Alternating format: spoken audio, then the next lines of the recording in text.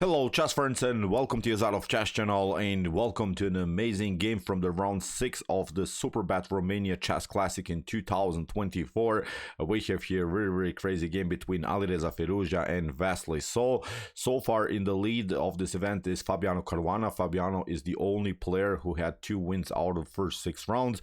Alireza Firouzja played, I think, also very solid chess. Wesley is always there. Wesley can of course beat anyone if he has this day, but today we have seen, I think, really one of the most spectacular games from this event, because I have to also mention not so many winning games we have seen in this event, many draws in many rounds. So chess has become really a drawish game, sort of. You have to make really an impact if you want to make a win. You have to surprise your opponent in the early stage of the game with some wild, maybe home preparation in some openings, in some sidelines of openings, and that's exactly what happened here. Alireza Firouzja played, I think, very a rare idea against the Nimzo-Indian defense that Wesley prepared today. So let's see now what happened. The game finished a couple of minutes ago. Really a crazy game it was. So with the white pieces, Alireza opened with move d4. We have knight to f6 by Wesley. We have c4, e6, knight to c3, and now after bishop to b4, we have the Nimzo-Indian defense on the board.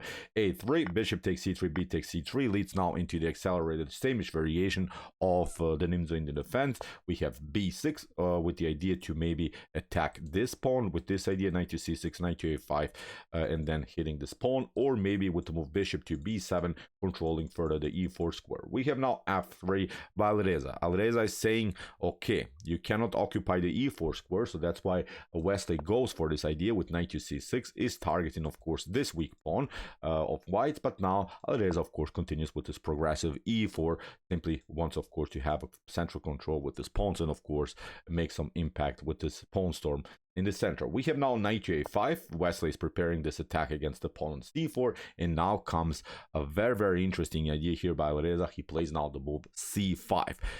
This is really crazy stuff already. This is a rare line, and when I watch now the database, no one with the white pieces ever won a game in this particular sideline. So it's really a surprise element, which gives here already slightly edge for black.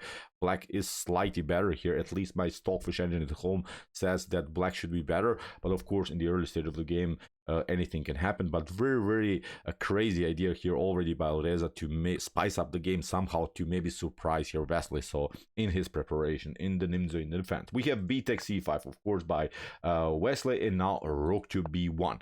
This move is, of course, not allowing here Wesley to develop in a good way. Also, now this whole concept that we have talked about, bishop to a6, knight to c4, is not working, because first of all, there's no pawn there that you can attack. But of course, now with the move c5, Alireza is controlling the bishop's activity with his own bishop on f1. And now, believe me or not, already a critical moment happened in the game. Here, Wesley should have played really a crazy spectacular idea. I found one game in the database in which black won the game after this particular idea, and actually the best idea here is to play knight takes e4. Wesley did not play that, but look at this, the game becomes really crazy. If we play f takes e4, of course we want to study a little bit theory. Now queen to h4 happens, comes with a check, and also against with an attack against the pawn. You cannot play g3 because you lose here the piece on h1. But now, believe me or not, the best idea is to go with your king to d2. If you play here king to e2, this would be, I think, already a mistake by white.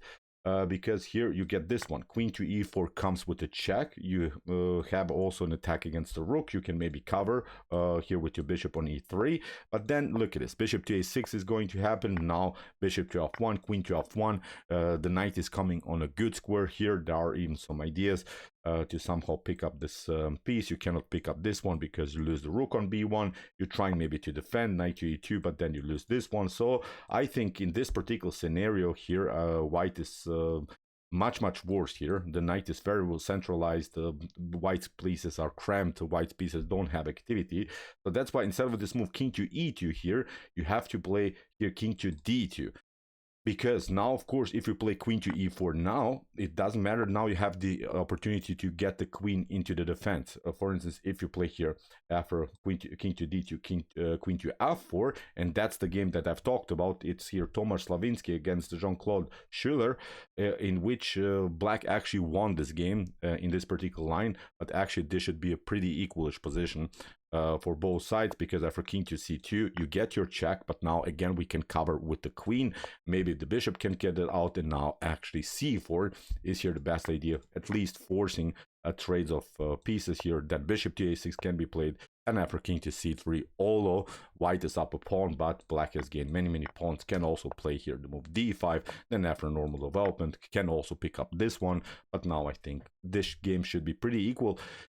Okay, black gained even, I would say, 4 pawns for the minor piece, but the good part here for white is that white is controlling dark squares, and the king is close enough here to the action. Can of course play bishop to f4, will get even the king on c5 here if possible. Maybe also the rook's activity is very important here to say, because the rook can occupy the 7th rank. So here after move queen to a4, believe it or not, king to d2 should be the best continuation here for white, simply getting in front of the queen, which is really a strange idea. So that's why here after rook to b1, Wesley So had a huge opportunity to spice up the game himself with the move knight to e4, but Wesley continued with c takes d4. Nothing lost so far. It doesn't matter. It's not like black is losing the game because you played this line, but it's, I think, a more solid line, not so aggressive, and still you have opportunities here to castle, and you're pretty fine here. You're not losing the game, I think, with the black pieces. You're up a pawn. You can, of course, try to break and enter with d takes c5. But what the Wesley did after c takes d4, he rushed here a little bit and played now the move c5. And believe me or not, from this point on, white is taking over, because Alireza is saying, show me what you got, I will take it out. And that's exactly what the player with the bishop here wants to get, an open position. Suddenly you see this position finally gets open. This bishop is good, this bishop is good, the rook has occupied the b file, the queen can be very active, maybe even on the square d6, so the queen can be centralized on d4. With only one inaccuracy, I think Wesley So helped out here Alireza Firouzja to finally breathe with his bishops, because usually in the Nimzo-Indian defense it's hard to develop your bishops, especially the dark square bishop. In some lines of the Nimzo doesn't find good squares on the board, and finally from this point on white is taking over here. White should be slightly better. Casting out by Wesley, the move that she should have played previously. Bishop to f4 by Alireza, and you see now it's much easier now for Alireza to defend his powerful pawn on c5. If he manages somehow even to occupy the d6 weakness, then the position would be cemented on dark squares. So that's why knight to b7 by Wesley, controlling the d6 square but also attacking the pawn. Alireza continues with queen to d4, and now rook to e8, simply hoping also to somehow break and enter in some lines with the move e5. We have knight to e2 by Alireza, and now queen to a5. Here Wesley wants to get the pawn back, but the issue is after knight to c3, queen to c5 is not so dangerous to handle here for white, because after queen to c5, knight takes c5, you get this one, bishop to e3. Alireza has calculated everything in a good way. You have to retreat, and now after knight to b5, white is much better. This pawn will be lost eventually, and with this bishops crossing towards the queen side, and then with the passer on the a file with the support of the knight, I guarantee you this is a one-way ticket to white's favor. Although maybe you can do something here in the center, but I think there's simply too much piece activity here on this side of the board with the pass pawn. I would never dare even to say game over here for black. So that's why after knight to c3, Wesley continued with a6, but now Alireza protects simply his very powerful pawn now on c5, because this pawn is creating really important space advantage on the 5th rank, of course, in black side of the board. So here, what should Wesley do? The only way somehow to survive this is to crack finally the position on dark squares, not allowing here this pawn to breathe. Of course, you have to take now with the pawn, then you can take knight to d6, then maybe a4 can be played. Of course, you cannot take because of queen to c3, but then a4, then e5, kicking away, maybe trading off. Still, I would say white is better because of the bishop pair and also with a good activity, but that was the only way to somehow survive this position. Finally, as I said, competing against this really annoying pawn on c5. But what Wesley did, he went for the pawn on a3, and now Alireza plays a beautiful e5. He gets a space advantage. No way you're controlling now the dark squares anymore. And also, when we have advanced these pawns, now d6 is not working. This bishop on c8 is basically locked out by its own pawns. It's almost like Wesley is playing now without the whole piece. Really stunning position. Knight to d5. Alireza simply takes. He takes d5, and now calm king to f2. Everything is well protected. d5 is falling for sure. The bishop can be activated. The rooks can be included into the game. Very unpleasant position here for Wesley. So he's trying knight to d8, maybe get the knight here on c6, on e6, blocking out somehow the position. But now calm queen to d5. Why not? We have now bishop to b7. Wesley is trying to trade off somehow some pieces, maybe getting the rook for 2 minor pieces. All of probably here knight to c6 is better, but then f4 protecting everything. You're trying maybe rook to b8, takes, knight to b8, bishop to c4. Look at this, the bishops are too powerful here. Rook to f8, rook to b1. Even in this scenario, I would say white is much better. White is dominating the whole board. But bishop to b7, too rushed, I would say. Look at this. Alireza says, why not? I have a bishop pair against the rook. This should be winning. Wesley probably thought, okay, I can do this and get my pawn back, but it doesn't matter. Still, the dark square problems are obvious here, especially when the bishops are coming. Also, when the bishop gets lined up here on c3, I'm not seeing good ways how Wesley should now defend this position. He's trying a5, he got the pass pawn. Okay, maybe he calculated like this. I have now a passer, but rook to b1 solves now, I think, all of the tactical problems here for Alireza Firouzja. If you pick up, of course, the queen, then this one is falling. You get checkmated, so that's why you have to take. But now, after queen to e5, finally, also these bishops can breathe. And now, with both bishops, with the support of the queen, white is building also several checkmate patterns, checkmate ideas, checkmate pictures, sort of.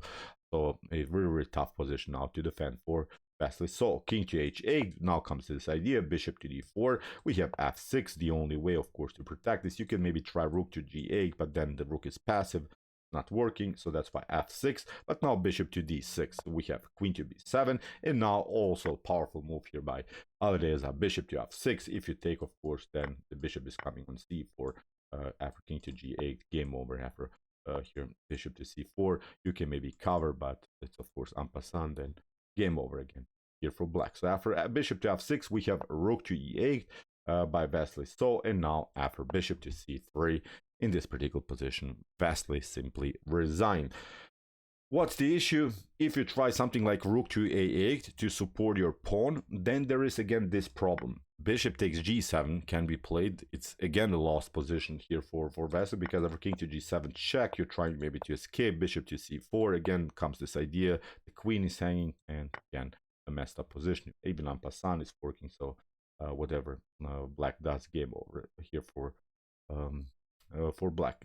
After bishop to c3, what could you do? Maybe trying queen to c6, but again, white doesn't have to even worry, can even trade off the queens. I think this is a perfect endgame. You play bishop takes a5.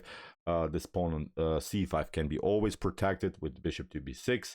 The pawn on c6 by black is very weak, will be eventually attacked by the light square bishop, and with this 3 versus 2 pawn majority on the king side, white will build eventually a pass pawn, and then again with the support of the bishop here, in one moment I think black will have to give up some material for the advanced pawn. So I would say completely winning endgame here for white. So with this win, Alireza is back in the tournament. He has now 3.5 points out of the first 6 rounds. The leader of this event, Fabiano Caruana, has now 4 points. Praggnanandhaa and Gukesh have also 3.5 points. So everything is possible. If Alireza continues to play like this, he has also good chances maybe to win this beautiful chess tournament. Unfortunately for Wesley, I think he's out. He lost now this game. Knight takes e4 would be very interesting to see. As I said, has been played several times in chess history with some epic lines all over the board, but I think it's also a very instructive game because we have seen now a very cool theory of the Sämisch variation of the Nimzo-Indian defense. So, okay, I hope that you enjoyed this game. I really enjoyed it a lot. Really, really cool stuff over the board that we have seen. If you want to see some other games that we have covered here from this tournament on my YouTube chess channel, here's the link. And if you want to see maybe even more aggressive chess games, check out our commented chess games played by computers, where we analyze AI top chess games. And if you like this content, subscribe to my channel. See you soon with some more videos, and what do we say in the end? Chess is the best, of course.